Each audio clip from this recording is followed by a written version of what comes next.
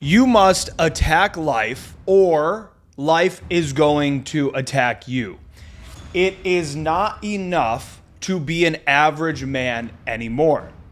You cannot continue to be a dork who is not living in alignment with his goals and expect to get an attractive woman or a quality woman. Even a woman who is not that attractive, but she's a really, really good girl.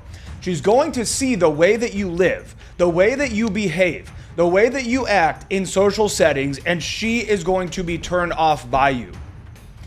You have to attack every single day. You have to attack what it is that you want in life, and you have to start small. Many of you become overwhelmed if you look at your bank account and right now you're in the negative. You got $80 and you got credit card debt. Well, then you hear Tate or somebody ranting about how you're going to have to become rich and you got to become this.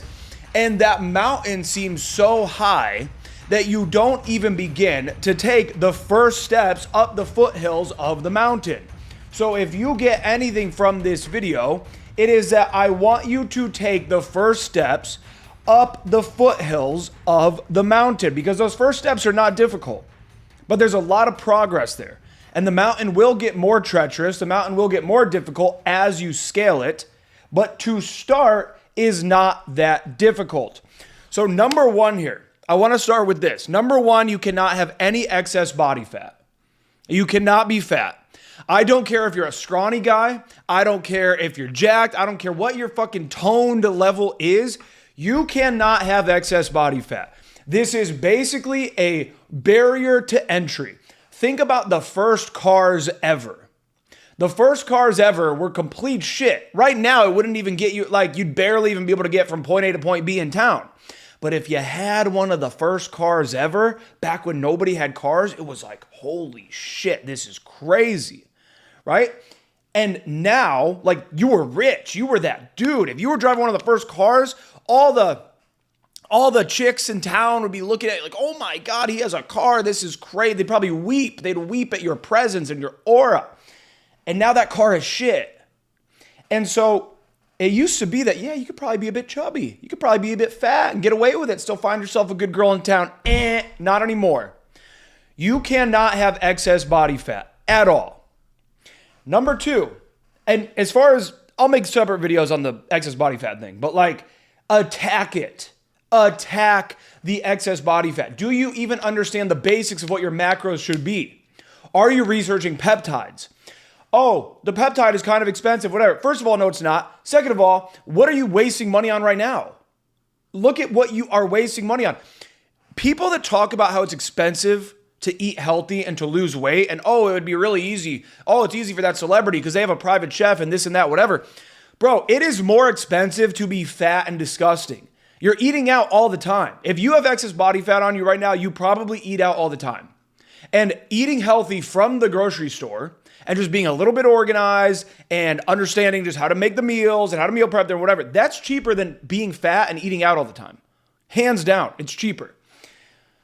There's no excuse. If you're fat right now, it is a skill issue. It is a skill issue. It is ignorance of what's out there and what's available to you, and it's a skill issue. So no excess body fat. Number two, you cannot live in shambles.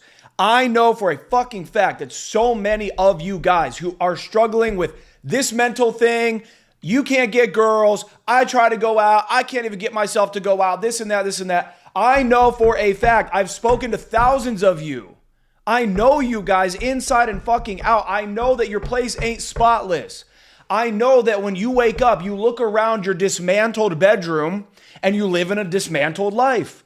I know that when you go into the bathroom, everything is dismantled. There's probably a ring in the toilet. God forbid a fucking hot girl were to even match with you on Tinder and be over in the next hour. God forbid what you would have to do to make your place even look somewhat habitable. Even somewhat fucking habitable. I know this about you guys. You've got to clean up your place. Alpha Chad told me once, Your mind is your room. Your room is your mind. When everything is chaotic and you can't seem to get order in your life, it's because there is no order even in your immediate vicinity. When you open your eyes, the first thing you see in the morning is fucking chaos. It is a reminder to you that you ain't shit. You know that if you were a fucking high-powered CEO, some dude with a bad bitch girlfriend, you know your place wouldn't look like that. And if you want those things, then why the fuck does it look like that now? It's disgusting. No body fat. You got to get rid of it. And you got to get rid of you got to clean your shit up. Okay? Number 3, the absolute basics of looking better. The absolute basics of looking better. Again, I'll link a video down below where I took my assistant Alpha Chad to the thrift store, and for under $100, we revamped his drip. This is not expensive, actually. It's really not expensive to look significantly better. And so when we talk about the context of women, like at some level, yeah, you're going to be more attractive to them, but let's break that down further. Well, why are you more attractive to them? Women, you have to understand, for men, we are all about like, don't care what anybody thinks. March to the beat of our own drums, like be a man who carves his own path. And I'm all about that shit myself, 100%. Women, on the other hand, are the exact opposite. They are the exact opposite. They care so much about what their friends think, what their family thinks, what their coworkers are going to think about you. They care a lot. Should they not? I don't know. It has been incredibly important for their survival, their entire existence, to care a lot about what everybody thinks around them. So it's just nature. It's what they do. And if you're somebody who dresses in a way, you got rid of the body fat, you got the clean apartment, and you dress in a way where she could really see you integrating into her friend circle, into, is this a guy, the way he's dressed? Am I going to be proud to be seen out with this guy based on the way that he looks? And women care about that deeply. And you can dress really well. This is a sick fucking shirt. This shirt right here, I got some nice shirts. This one was like $15 at Ross, bro. People come up to me about this shirt. People come up to me about my Target shirt, ask me where I got it and shit. I'm like, Target, baby, Target. I actually hate spending a lot of money on clothes. I spend a lot of money on other shit, but clothes especially. Part of it because I grew up so fat, I have like this like deep thing in my mind where like I never liked clothes the first 23 years of my life. Like clothes were always about what can I wear to just not look as fat. That's what they were, survival essentially. I was surviving with clothes. I wasn't like thriving with clothes. And then also I drink a lot of coffee. I'm always out and about on the move. And so I'm like spilling shit on my stuff, bro. I buy a nice ass t-shirt, fucking spill all over it. Perma stain. I buy a nice white linen shirt, perma stain on the shirt. It's like, what was the point of that? Why did I drop $80 on the fucking shirt? So this does not have to be expensive. You've got to get it together. And I'm just talking about walking up the foothills. Now, your life right now, your life is being destroyed and stolen from you by antisocial behaviors. You are not living life. You're not living life. And you're right now, your screen time is through the roof. You know that it is. You lay there, you watch TikTok, you lay there in the morning, you get on your phone right away. You're just always kind of not doing much. What hobbies do you actually have? What do you have to look forward to in the evenings? When you're a dude like myself, and I don't even want to like sit here and brag or nothing, but like when you're like a higher value guy, you got a lot to look forward to every week. You got this girl coming over, you're going on this date, you got this hobby, you're out playing pickleball, right? You're going to meet up with some friends, you're going on cool little hikes at the park. You're doing stuff all the time. And that's life. That's living life. At a certain point, there's a quote from a song. Great quote. He says, I forget whatever. You guys will know it. He says, "Ooh yeah, life goes on long after the thrill of living is gone." And I remember actually being at the bar with my buddy Ryan, and I was like, damn, I never realized like that's such a deep lyric. Life goes on long after the thrill of living is gone. When you are younger, everything is just so new and so exciting. You could go to you ever gone to a place? And I actually had this experience with Paris recently. I went to Paris when I was 18. And it was just like oh my God, it was like paradise. It was like, I can't believe I'm here. This is so insane. And then like a year and a half ago, I made like my return to Paris. And I was like, oh, I can't wait. And it just didn't hit, bro. Things just don't hit the same as you get older. And you have to find ways to just not want to kill yourself. That's what life becomes about. Life becomes about like, all right, what am I? This is why people typically, ideally give their heart to Jesus, or they find religion of some sort, or they do.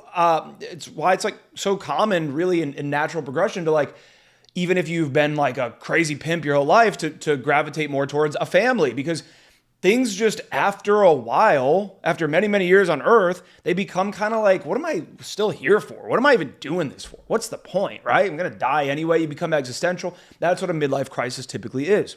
And so you got to have hobbies. You got to be going out, going for chicks. Now, let's talk pickup for a second. Bro, pickup is just, obviously, yes, it'll get you laid. Obviously, yes, like you're going to be able to hook up with chicks and, you get better and better at it. But it's like, bro, if you look at what is the antisocial behavior now? It is being locked in your house. It is playing video games. It is not going out into the world. It is not traveling. It is not actually exposing yourself to any of the fruits on the tree of life. And pickup, to me, truly, honest to God, if I went into a different fucking profession, if I would have become a lawyer or something else, and I had no stake in this at all, I would be fucking doing pickup all the time. If I don't drink alcohol, so on the weekends, I don't really like go out with guys to drink, right? I don't like just go chill at the bar. Like I can't really just go and hang out at night. Like I don't like it. It's kind of terrible. It's my hobby. It's what I like to do on the weekends. I want to be somebody that keeps attacking life. And by going out on the weekends and rizzing up chicks, and having a good time doing that, it's a hobby. It's something to look forward to. And it gets me out of the house and it challenges me. And I have to face even just those little moments over and over again. I wouldn't call it approach anxiety the way most people would, but like it's resistance, right? Like just, I have to overcome that over and over again. And just because you take the medication once doesn't mean it works for life. The medication you take once, it will not work for life. You have to keep doing it over and over again. And I go out and I get blown out by this chick, and this chick's in love with me. And, this one's, I see her talking shit over here in the corner about me because she saw me here last week and I tried to hook up with her friend. And then this one over here again, like she's coming back over to me like, it's great. We're making out. It's fun.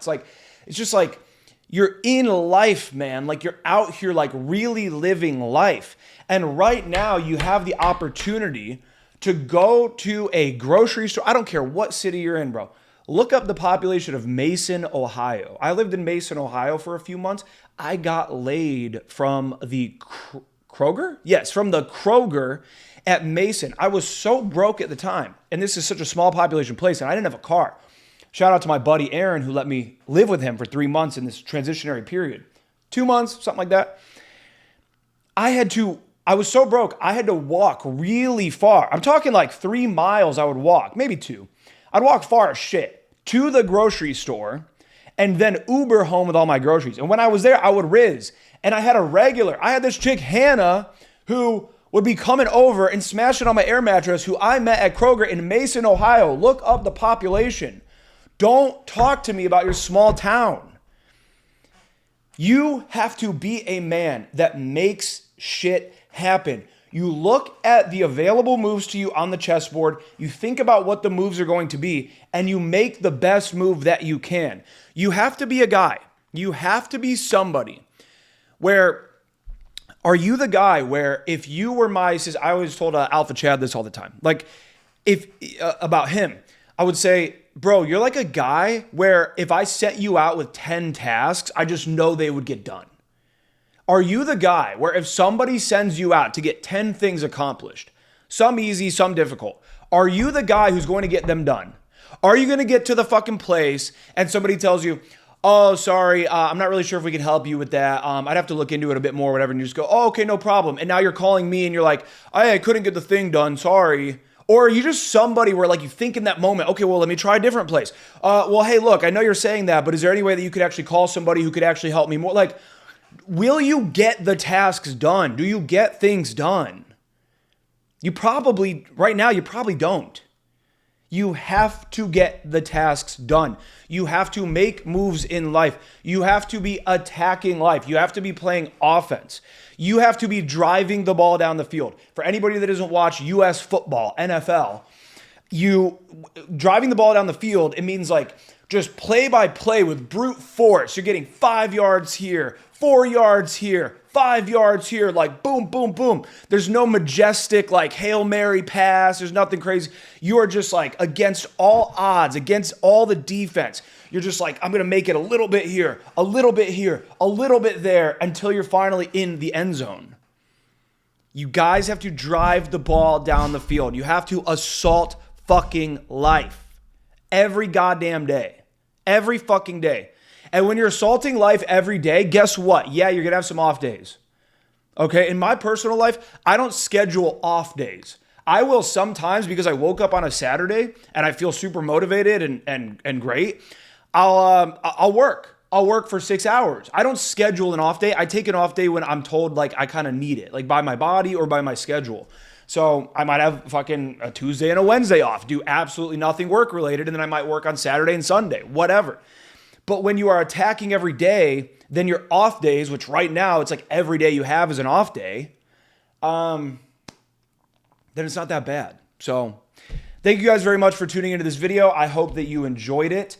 And if you guys would like to work with me, I will include a link down below. You can submit a coaching application and we can either do one of my live in-person trainings or we can do a one-on-one mentorship where I'm actually going to help you out massively over the course of 12 weeks. And I'm going to help you just to get your entire fucking life together, bro. Like I've given my life. I have attacked absolutely everything. I'm currently 122 pounds down from what I once was. I dress like a fucking Chad. I take great care of my skin. I riz chicks. I've been with hundreds of chicks. I have had beautiful, beautiful girlfriends. I have not, I still have places to go. I still want to go, but I have gone.